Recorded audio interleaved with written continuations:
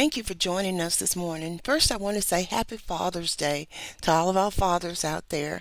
We really appreciate you just for all that you give, and sometimes you feel underappreciated and undernoticed. But remember, we see you, and God sees you also because He's the Father of all fathers.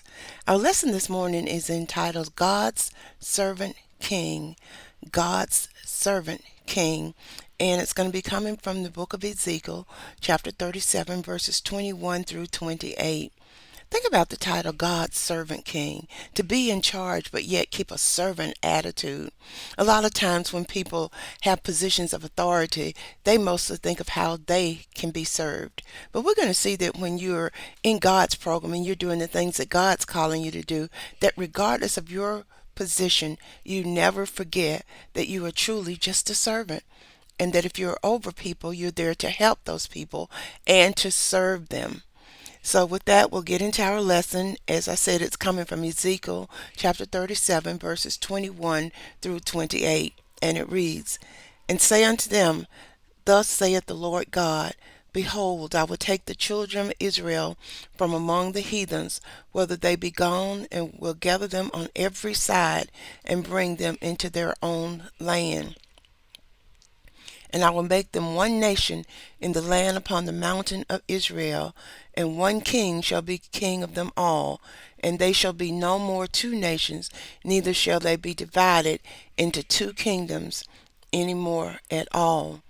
Neither shall they defile themselves any more with the idols, nor with the detestable things, nor with any of their transgressions. But I will save them out of all of their dwelling places wherein they have sinned, and will cleanse them, so that they may be my people, and I will be their God. And David my servant shall be king over them, and they shall all have one shepherd. They shall also walk in my judgments, and observe my statutes, and do them. And they shall dwell in the land that I have given unto Jacob my servant, wherein your fathers have dwelt, and they shall dwell therein, and even they and their children, and their children's children, forever. And my servant David shall be their prince forever. Moreover, I will make a covenant of peace with them. It shall be an everlasting covenant with them.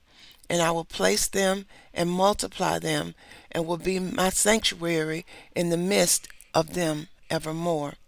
My tabernacle also shall be with them. Yea, I will be their God, and they shall be my people. And the heathens shall know that I, the Lord, do sanctify Israel, when my sanctuary shall be in the midst of them forevermore. Now, first of all, when we look at our lesson in verses 37, 21 through 25, we see the return of the Lord. Here we've been looking at lessons that show how the Lord continues to bless the Israelites even when they've been spread and even when they're in captivity. Here we hear Ezekiel prophesying a word from the Lord where he's telling the people that God said it's time that Israel will be reunited as one nation because they sort of split into two parts. But he's saying no matter whether they're together or separated, he's going to bring them together so that there'll be one nation in one mountain in Israel.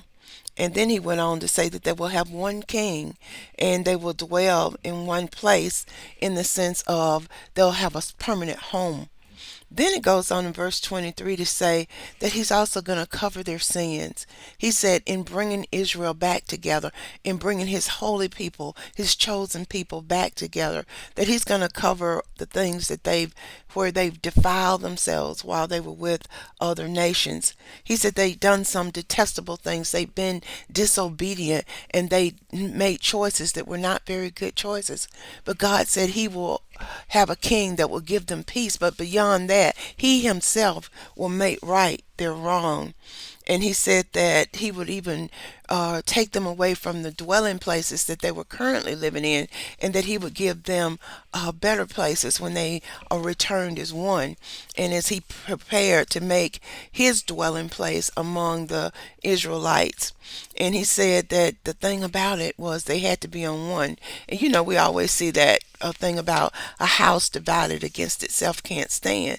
Well, God is saying the same thing. People that are not united as one will have difficulty. And in this instance, he's specifically saying this nation, his chosen people, should be united in serving him and seeing him as their God, because he said he wanted to be their God and for them to be his people.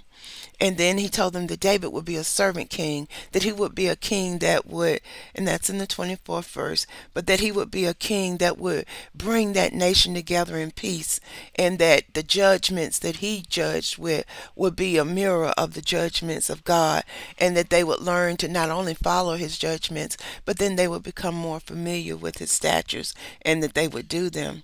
And then in verse 25, we should see that he told them once again that he had made these promises to Jacob in times past, and he was keeping his word, because God is not like man that he should lie. So in the 21st, he said, "And they shall dwell in the land that I have given unto Jacob my servant." And then he says, "This is where your fathers dwelled in the past. I'm restoring you to that property. I'm giving you back what you lost." And he said, even in doing this, he was preparing the people not only for themselves, but for the future generations to serve him as the only true and living God.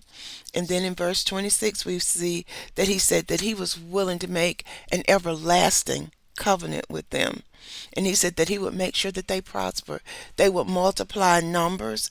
He said that he would give them a sanctuary. And a sanctuary is a safe place, a place where you're protected from your enemies. And God didn't say this was just a temporary situation. He said that he would be with them forevermore, that it would be an everlasting covenant. He said that, yes, even his tabernacle, he said, "I will be their God, and they shall be my people." We saw this several times throughout this reading in Ezekiel 37, when he said, I shall be their God, and they shall be my people. This lets us know how important it is for God's people to be committed to him, to love him, and to follow him. And even more, we see that his desire is to have a relationship with us.